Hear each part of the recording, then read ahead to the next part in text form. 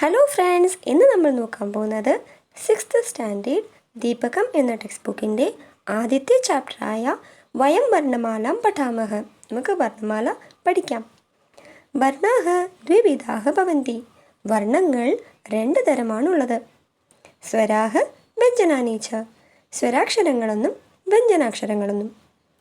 സ്വരാഹ സ്വരങ്ങൾ.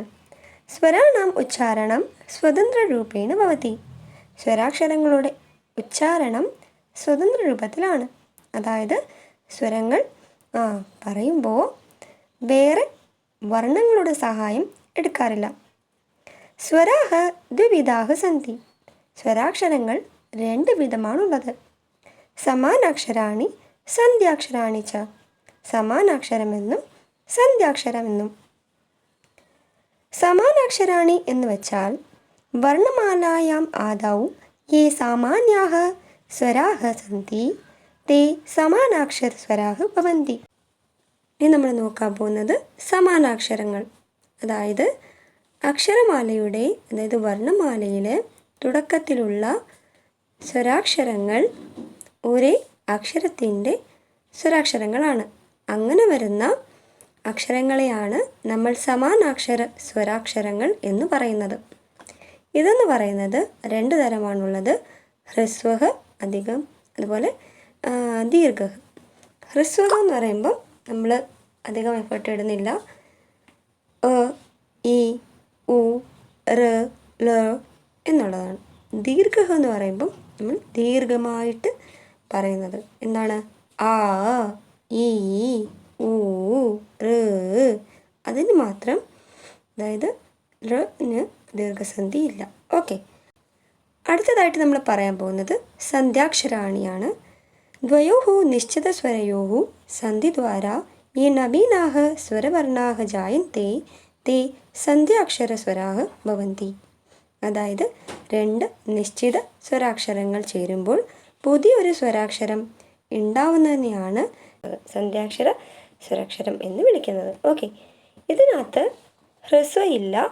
അതിന് പകരം എന്താണുള്ളത്? ദീർഘം മാത്രമാണുള്ളത്. ഓക്കെ, എ, ഐ, ഒ, ഔ.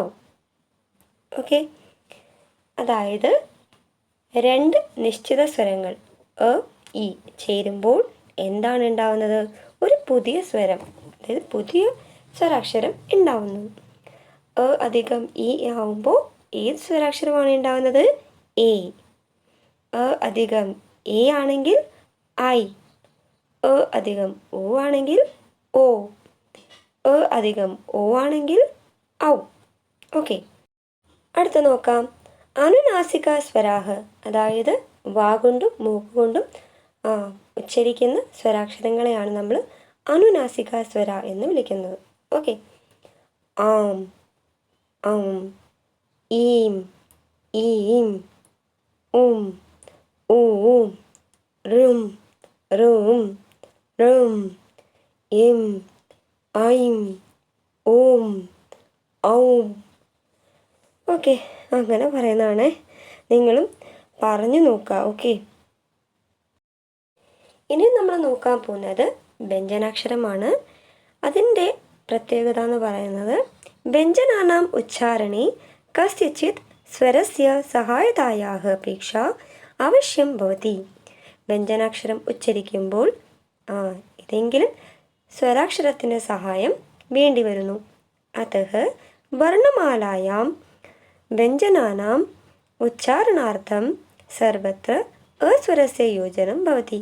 അതുകൊണ്ട് തന്നെ വർണ്ണമാലയിൽ വ്യഞ്ജനാക്ഷരം ഉച്ചരിക്കുമ്പോൾ എല്ലായിടത്തും അ എന്ന സ്വരാക്ഷരം ചേരും. അതായത് ചേരും, അങ്ങനെയാണ് പറയാം. ഉദാഹരണത്തിന് ക അധികം അ ക, ഖ അധികം അ ഖ, ഗ അധികം അ ഗ, ഗ അധികം അ ഗ. ഓക്കെ, അങ്ങനെ. അത്ര വ്യഞ്ജനം കേവലം ക, ഖ, ഗ, ഘ ഇത്യവ അസ്തി. ഇത് സ്വരാക്ഷരം ചേരുമ്പോഴാണ് അത് ക എന്നും ഖ എന്നും ഗ എന്നും ഘ എന്നും ആവുന്നത്. ഓക്കെ, വ്യഞ്ജനാനാം ചത്വാരः ഭേദാः സന്തി. വ്യഞ്ജനാക്ഷരത്തിൽ 4 ഇനമാണുള്ളത്, അതായത് 4 ഭേദമാണുള്ളത്. അടുത്തൊരു ടൈപ്പാണ് സ്പർശാഹ വർഗ്യാഹ വർണ്ണാഹ. അതായത് വർഗ്യാഹ ഇവിടെ നിന്ന് ഉദ്ദേശിക്കുന്നത് ഇവിടെ കവർഗ്, ചവർഗ്, ടവർഗ്, തവർഗ്, പവർഗാണ്. സ്പർശ്യാഹ എന്നതുകൊണ്ട് ഉദ്ദേശിക്കുന്നത് ഉച്ചാരണ സ്ഥാനമാണ്. ഇപ്പോൾ ലിപ്സ് വെച്ചിട്ടാണ് ഉച്ചരിക്കുന്നതെങ്കിൽ ഏതൊക്കെയായിരിക്കും? ഏത് വർഗ്ഗാണ്? പ വർഗ്. പ, ഭ, ബ, ഭ, മ. ദന്ത് അതായത് പല്ലുകൊണ്ടാണെങ്കിലോ ത, ധ, ദ, ധ, ന. അങ്ങനെ സ്ഥാനം അനുസരിച്ച് എന്താണ് ഉച്ചാരണമനുസരിച്ച് എന്ത് ചെയ്യാണ് വർഗ്ഗങ്ങളെ 5ആയിട്ട് തിരിച്ചിരിക്കുകയാണ്. അതാണ് നമ്മൾ മേലെ പറഞ്ഞ കവർഗ്. കവർഗിനകത്ത് എന്തൊക്കെയാണ് വരിക? ഖ, ഖ, ഗ, ഘ, ങ. ചവർഗിൽ ച, ഛ, ജ, ഝ, ഞ. ടവർഗിൽ ട, ഠ, ട, ഠ, ണ. തവർഗിൽ ത, ഥ, ദ, ധ, ന. പവർഗിൽ പ, ഭ, ബ, ഭ, മ. ഓക്കെ, നമുക്ക് അടുത്തൊരു ടൈപ്പ് നോക്കാം. അടുത്തൊരു ടൈപ്പാണ് അന്തഃ സ്ഥാഹ വർണ്ണാഹ. ഇതെന്ന് പറയുന്നത് യ, ര, ല, വ എന്നിവയാണ്. ഓക്കെ, അന്തഃ സ്ഥാഹ എന്ന് പറയുന്നത് വർണ്ണാഹ ബഹുത്ര സ്വരവർണ്ണാനാം സ്ഥാനെ ജായന്തി. അന്തസ്ഥ വ്യഞ്ജനം എന്ന് പറയുന്നത് എന്താണ്? സ്വരവർണ്ണങ്ങളുടെ സ്ഥാനത്താണ് ഇത് ഉണ്ടാവുന്നത്. അതുകൊണ്ട് തന്നെ ഏത്തെ അർദ്ധസ്വരാഹ് ഇത്യപി ഉച്യന്തി. ഇതിനെ വിളിക്കുന്ന വേറൊരു പേരാണ് അർദ്ധസ്വരങ്ങൾ എന്ന്. ഓക്കെ, ഇനി നമുക്ക് ഡീറ്റെയിൽ ആയിട്ടൊന്ന് മനസ്സിലാക്കാം. ഈ അധികം എന്ന് പറയുന്നത് യ അധികം യ ആയിട്ട് മാറും. ഒരു എക്സാമ്പിൾ കൊടുത്തിട്ടുണ്ട്. യതി അധികം അപി. ഈയും ആയും ചേർന്നാൽ യ ആകുന്നു. ഓക്കെ, യായും ആയും ചേരും. ഓക്കെ, അപ്പോൾ എങ്ങനായി? യതി അധികം അപി യദ്യപി. ര അധികം ചേരുമ്പോൾ ര ആകുന്നു. ര എന്ന് പറയുമ്പോൾ തന്നെ അതിനോടൊപ്പം തന്നെ ആയും കൂടെ വരുന്നുണ്ട് ചരിക്കുമ്പോൾ. ഓക്കെ, അപ്പം പിതൃ അധികം ആജ്ഞ പിത്രാജ്ഞ. ല അധികം ല എന്നാവുന്നുണ്ട്. ല എന്ന് പറയുമ്പോൾ തന്നെ എന്ന സ്വരാക്ഷരവും ചേർന്ന് വരുന്നുണ്ട്. അതിൻ്റെ ഒരു എക്സാമ്പിളാണ് ല അധികം ആകൃതി ലാകൃതി. ഉ അധികം ചേരുമ്പോൾ വ അധികം ആവുന്നു. ഓക്കെ, സു അധികം ആഗതം. സൂയും അതായത് സു എന്ന് പറയുമ്പോൾ തന്നെ ഉ ഉച്ചരിക്കുന്നുണ്ട്. ഊയും ആയും ചേർന്നുമ്പോൾ എന്തായി? വ ആയി. അതിന് സ്ഥാനമാറ്റം ഉണ്ടായി. ഓക്കെ, അപ്പം സു അധികം ആഗതം സ്വാഗതം. അടുത്തൊരു ടൈപ്പ് എന്ന് പറയുന്നത് ഊഷ്മവർണ്ണാഹാണ്. അതെന്ന് പറയുന്നത് ഷ, ഷ, സ, ഹ എന്നിവയാണ്.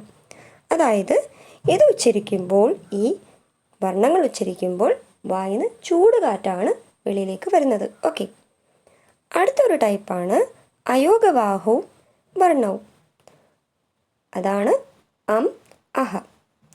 ഇത് ഒരു വിശിഷ്ട വ്യഞ്ജന വർണ്ണമാണ്.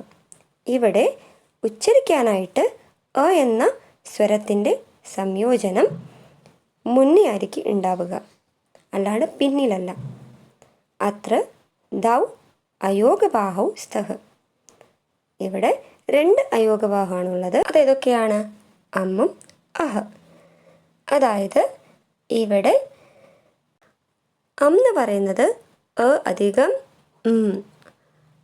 എന്തായി? അനുസ്വാരഹ. അഹ എന്ന് പറയുന്നത് അധികം ഹ വിസർഗ. ഓക്കെ, അത്രാപി അനുസ്വാരഹ കേവലം തഥാ വിസർഗ കേവലം ഹ ഇത്യവ അസ്തി. അനുസ്വാരം എന്ന് പറയുമ്പോൾ അതുപോലെ വിസർഗം എന്ന് പറയുമ്പോൾ ഹ എന്നിങ്ങനെയാവും.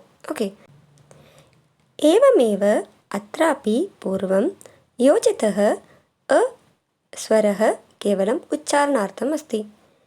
അതായത് ഇതിനോടൊപ്പം എന്ന സ്വരം എടുക്കുന്നത് എന്തിനാണ്? ഉച്ചരിക്കാനായിട്ട് മാത്രമാണ്. വ്യഞ്ജനൈः സഹ സർവേഷാമപ്പി സ്വരാണാം സംയോജനം ഭവതി. വ്യഞ്ജനാക്ഷരങ്ങളോടൊപ്പം സ്വരാക്ഷരങ്ങൾ ഉപയോഗിക്കാറുണ്ട്, അതായത് യോജിപ്പിക്കാറുണ്ട്. അങ്ങനെയാണ് വ്യഞ്ജനാക്ഷരങ്ങൾ ഉണ്ടാവുന്നത് തന്നെ. ഓക്കെ. വ്യഞ്ജനൈः സഹ സർവേഷാമപ്പി സ്വരാണാം സംയോജനം ഭവതി. വ്യഞ്ജനാക്ഷരങ്ങളോടൊപ്പം എല്ലായിടത്തും സ്വരാക്ഷരങ്ങൾ ഉപയോഗിക്കുന്നു. വ്യഞ്ജനൈः സഹ സ്വരാണാം സംയോജനേന ഗുണിതാക്ഷരാണി ഭവന്തി.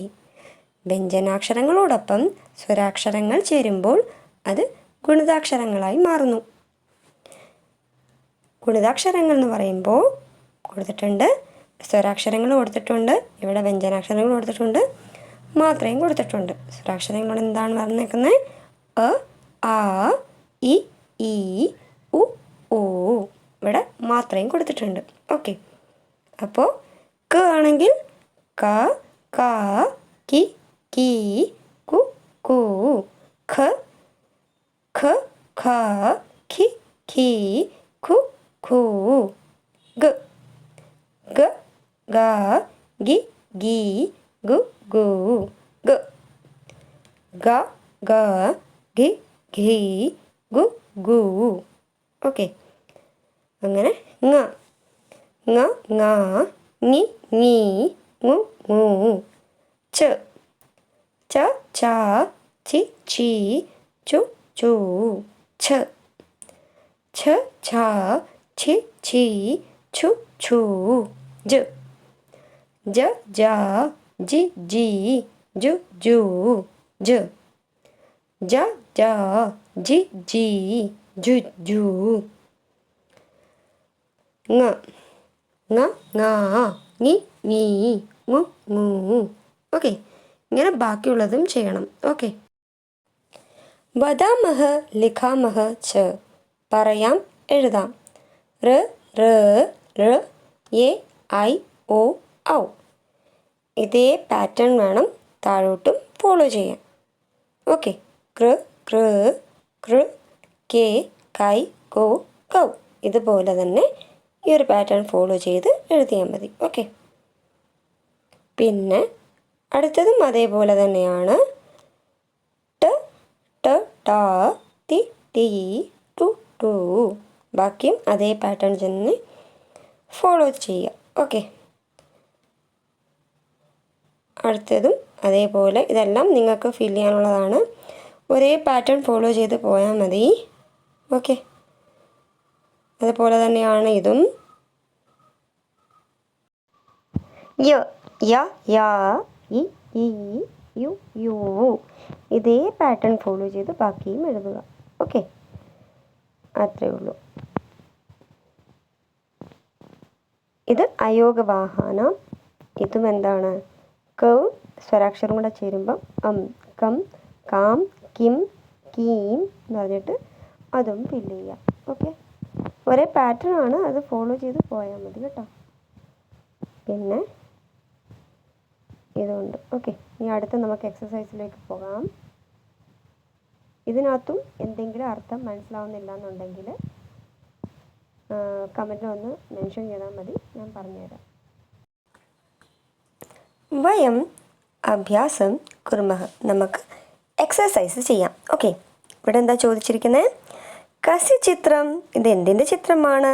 വദന്തു, പറയുക, ലിഖന്തു ച, എഴുതുകയും ചെയ്യാം. ഇവിടെ ആദ്യം തന്നെ കൊടുത്തിരിക്കുന്നത് ഗണപതി സ്വാമിയുടെ ചിത്രമാണ് അല്ലേ. അപ്പോൾ ഇവിടെ എന്താ എഴുതുക? ഗണേശഃ. അടുത്തത് കൊടുത്തിരിക്കുന്നത് മൂക്കിൻ്റെയാണ്. മൂക്കിനെ നമ്മൾ എന്താ വിളിക്കുന്ന സംസ്കൃതത്തിൽ? നാസിക. അടുത്തത് പ്രാവാണ്. കപോതഃ. ഇന്ത്യയുടെ മാപ്പ് മാനചിത്ര അല്ലെങ്കിൽ മാൻചിത്ര. അടുത്തത് കൊടുത്തിരിക്കുന്നത് ശ്രീരാമ ഭഗവാൻ അല്ലേ. അപ്പം എന്തെഴുതും?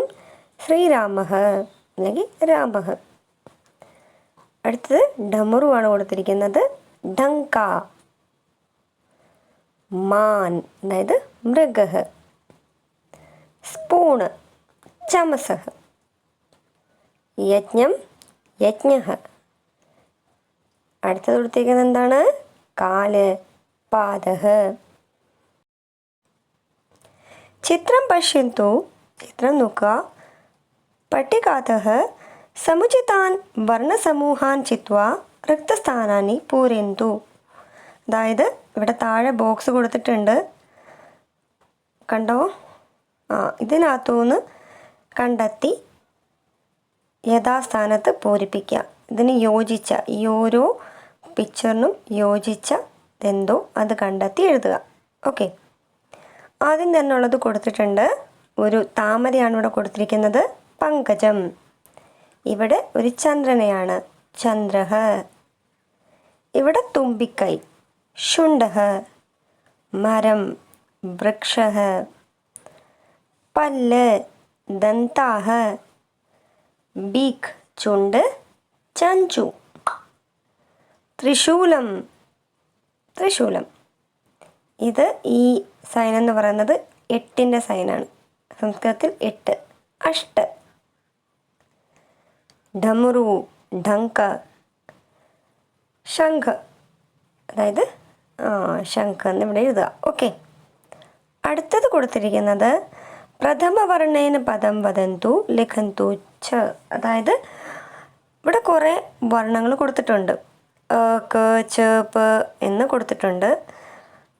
അത് വെച്ചിട്ട് ചില വേർഡ്സ് ഉണ്ടാക്കുക. വെച്ചിട്ട് 2 വേർഡ് എന്താ ഉണ്ടാവുക? അഗ്നിഹി, അസ്ത്രം.